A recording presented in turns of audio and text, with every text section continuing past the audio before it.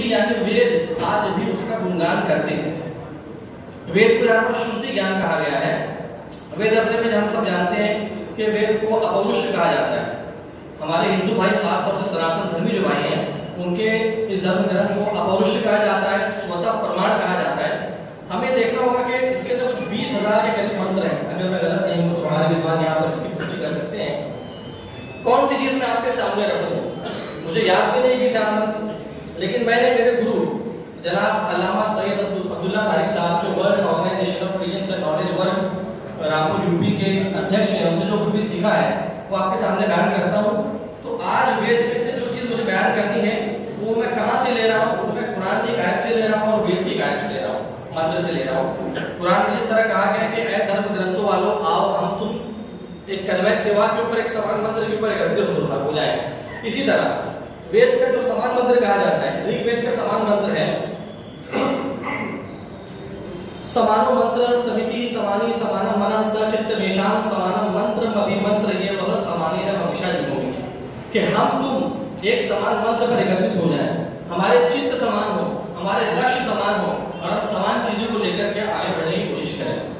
तो हम समानता हमें ढूंढनी है। इतना बड़ा प्रिंसिपल हमको सिखाया गया है। हमारा तो ये मानना है कि अगर सबका परमेश्वर एक है, सबका मालिक एक है, तो धर्म अलग अलग नहीं हो सकते, धर्म भी एक होना चाहिए। आज हम अलग अलग नामों से जानते हैं उसको, लेकिन अगर धर्म एक है, ईश्वर एक है, उसने अलग अलग युगों में अलग अलग भाषाओं में उसी धर्म की बातों को हमको सिखाया है। जैसे एक आदमी अगर अपने कमरे में सो रहा था रात में घर में, जब उसकी आंख खोली तो अपने आप को पहाड़ की चोटी पर पाता है, पहाड़ की चोटी पर अपने आप को पाता है, तो क्या वो वहां पर घूमने लगेगा? उसके मन में क्या प्रश्न जागेगा? वो प्रश्न ये होगा कि मुझे यहाँ पर किसने लाया। उसका प्रश्न होगा कि यहाँ जिसने लाया है वो क्यों भेजा गया मुझे इस पहाड़ की चोटी पर, और अगर प्रश्न होगा कि इसके बाद क्या होने वाला है। तो ये किसी हिंदू मुस्लिम आस्तिक और नास्तिक के प्रश्न नहीं है, ये एक इंसान के प्रश्न है जो सांस ले रहा है और जिसकी बुद्धि काम कर रही है। तो मैं कोशिश करूंगा कि वो चीजें हम जानने की कोशिश करें जो इस चीजों का जवाब दे सकें। इसीलिए वेदों के अंदर एक जो बहुत बड़ी एक शिक्षा को दी गई है, सबका परमेश्वर एक है। वेद का सार जिसे ब्रह्मसूत्र कहते हैं, एकम ब्रह्म द्वितीय नास्ते नेना नास्ते किंचन, ये वेद का सार कहा जाता है। क्यों कहा जाता है कि वेद की शिक्षाएं वैसी हैं? तमिदम निगतम सहसा एष एक हृदय एव यह एक तमुष्टि माचिदर्य विशंसत एक एव नमस्यो विश्वविडियो तस्य ते भक्तिवान सहस्याम, कि है ईश्वर, वो जो ईश्वर है वो केवल एक है, उसी की प्रशंसा होगी, उसके अलावा किसी की प्रशंसा नहीं होगी, किसी की पूजा नहीं होगी। वो एक ईश्वर अपने आप से खुद है। जब हमने जान लिया कि परमेश्वर एक है तो जानना चाहिए कि वो कैसा है। तो ये सिखाने के लिए हमें वेद ये सिखाते हैं अंधन्तमः प्रविशन्ति असंभूति उपासते ततो भूया एवते तमो या संभूत्यामृत, कि अगर परमेश्वर एक है तो उसकी पूजा कैसे की जाएगी? जो भी इंसान अगर असंभूति की उपासना करता है, असंभूति मतलब चांद सूरज जो इंसान नहीं बना सकता, अगर उसकी उपासना भी करता है वो अंधकार में है। वेद हमें शिक्षा दे रहे हैं उससे ज्यादा गहरे अंधकार में वो होगा जो संभूति की उपासना करेगा, जिसे इंसान अपने हाथ से बना लेता है। वेद बताते हैं पर्यक्षुत्रमकायम, कि वो बॉडीलेस है, उसका कोई शरीर नहीं है। तस्य प्रतिमास्य नाम महादेशा, कोई ऐसी जात है, कोई ऐसी शख्सियत है कि किसी भी प्रतिमा नहीं है, उसके नाम का जप करना सबसे बड़ा यश है।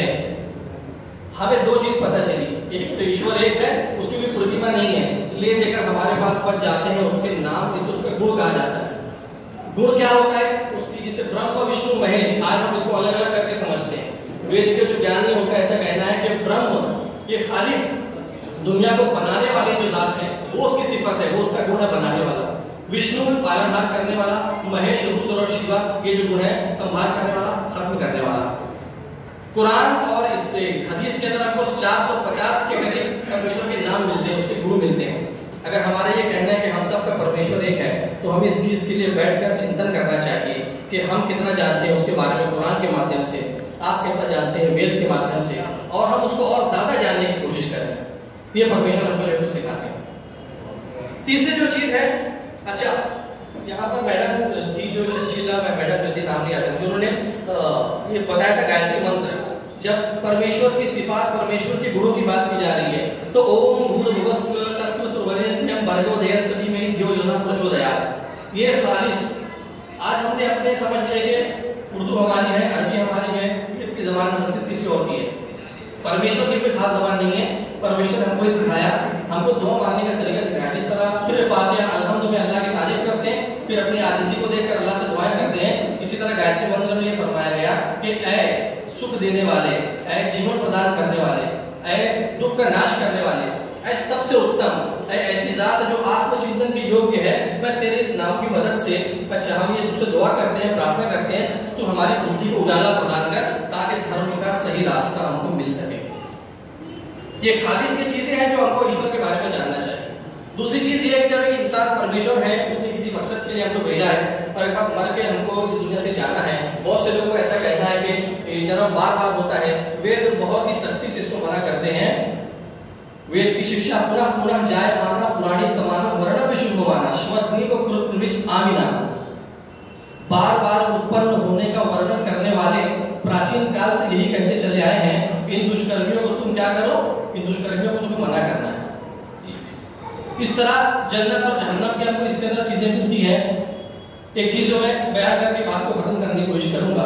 विरतंदना मधुकूलहा सुबोधकाक्षीरेण पूर्णा उदकेन दन्ना एतास्तु अधारा उद्यंतु सर्वा स्वर्गे लोके बहुस्तरेण वैशा। जन्नत के अंदर तुझे जो है तो मीठी नदी मिले, दही मिले, दही से भरी हुई, मिठास से भरी हुई, फल के रसों से भरी हुई चीज तुझको वहां पर मिलने वाली है। और एक इसके अंदर बताया जाता है, गरज ये कि जिस तरह के पंडित जी जब किसी का देहांत होता है तो जब कोई मरता है तो पंडित जी आते हैं, कुछ मंत्रों का उच्चारण करते हैं। गरुड़ पुराण पढ़ा जाता है, उसके अंदर गरुड़ पुराण में कहा जाता है नकाष्टे विदिते देवो न पाषाणे न ब्रह्ममये भावे ही विदिते देवस् तस्माद् भावो हि कारणम्। इसका मतलब ये है कि वो परमेश्वर केवल एक है। क्यों बताया जा रहा है, किसे बताया जा रहा है? जो आदमी इस दुनिया से जा चुका है, जिसने इस परमेश्वर को छोड़कर कई लोगों की उपासना की होगी, उसको बताया जा रहा है। असल में जो इस श्लोक को मैं इस्तेमाल इसलिए कर रहा हूँ कि जलालुद्दीन कासमी साहब की जो ये कोशिश है कि संस्कृत जबान आम हो। पंडित जी आए, मरने वाले के सामने बयान कर दिया, उसको कुछ पता नहीं, जिसके सामने मंत्र पढ़े जा रहे हैं उनको समझ में नहीं आता। जरूरत इस बात की है कि हम जिस चीज को पढ़ें उस चीज को समझे भी। और आखिरी बात यहाँ पर ऋग्वेद के अंदर और बहुत सारे वेद के अंदर अग्नि का रहस्य एक बहुत बड़ा पढ़ा जाता है। एताम निष्पत्तिमा भराग्नि मंथाम कुर्वता आसुर नराशन सुभवति विजायते मंतदा नरकविवत्वयंतम प्रचेतसमं व्रतम सुप्रतीकम यज्ञस्य केतुम प्रथमम पुरस्तादि अग्नि नरो जलायता सुशेवम। ये अग्नि का एक रहस्य है। ऐसा कहा जाता है कि जब हिंदुस्तान वाले, भारत वाले, वेद वाले अगर हम अग्नि के रहस्य को जान लेंगे तो भारत का विश्व गुरु जो है बनना हमारे लिए बहुत आसान हो जाएगा। आखिर में मैं बहुत ही मुख्तसर बात करते हुए जलालुद्दीन कासमी साहब को बहुत मुबारकबाद पेश करता हूँ और कोशिश करता हूँ यहाँ पर जितने हज़रात हैं वो संस्कृत को सीखें, धर्म ग्रंथ को सीखने की कोशिश करें, कुरान को समझें। सबका मालिक एक है, मर के उसी के पास जाना है। बहुत बहुत धन्यवाद। यकीनन जनाब अवैस अंसारी